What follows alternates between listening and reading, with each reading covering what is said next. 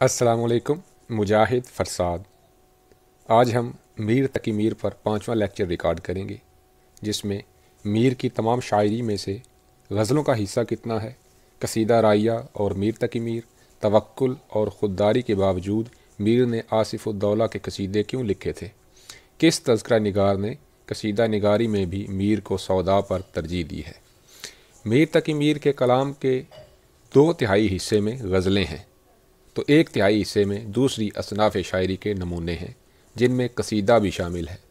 مطبوعہ کلیات میں کل 7 قصیدے ہیں، جن میں سے 3 قصیدے حضرت علی، 1 قصیدہ حضرت امام حسین، 1 قصیدہ شاہ عالم اور 2 قصیدے نواب آصف الدولہ کی شان میں ہیں۔ میر کے قصیدوں میں سنین تصنیف کہیں درج نہیں ہے، اور نہ ایسے شواہد ملتے ہیں جن سے ٹھیک ٹھیک ان کا تعین کیا جا سکے۔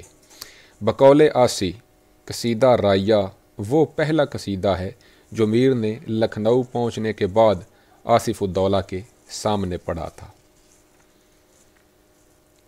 میر کا توکل، قناعت، خود پسندی اور خود بینی تسلیم، لیکن ان میں سے کوئی وصف اس حد تک نہ تھا کہ میر کو امراء کے توسل یا ان کی تعریف سے باز رکھتا۔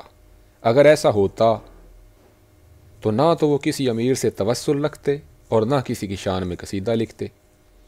درویش منشی کے باوجود ان کی عمر کا کافی حصہ امیروں اور سرپرستوں کے تعاقب میں گزرا۔ یہی وہ محرک تھا جو انہیں بالآخر خرابہ دلی سے بہارستان لکھنؤ کی طرف لایا، ورنہ فقر و فاقہ کی زندگی گزارنے کے لیے اس وقت کے ہندوستان میں دلی سے زیادہ موزوں جگہ اور کون سی ہو سکتی تھی۔ یہ اور بات ہے کہ وہ لکھنؤ آنے کے بعد خرابہ دلی کو لکھنؤ سے 2 چند بہتر سمجھنے پر مجبور ہو گئے، اور غم دل کی طرح غم دلی نے بھی ان کی زندگی میں ایک مستقل حیثیت اختیار کر لی تھی۔ اکثر تذکرہ نگاروں اور نقادوں نے معمولی فرق کے ساتھ قصیدہ گوئی میں میر کے عجز کا اعتراف کیا ہے۔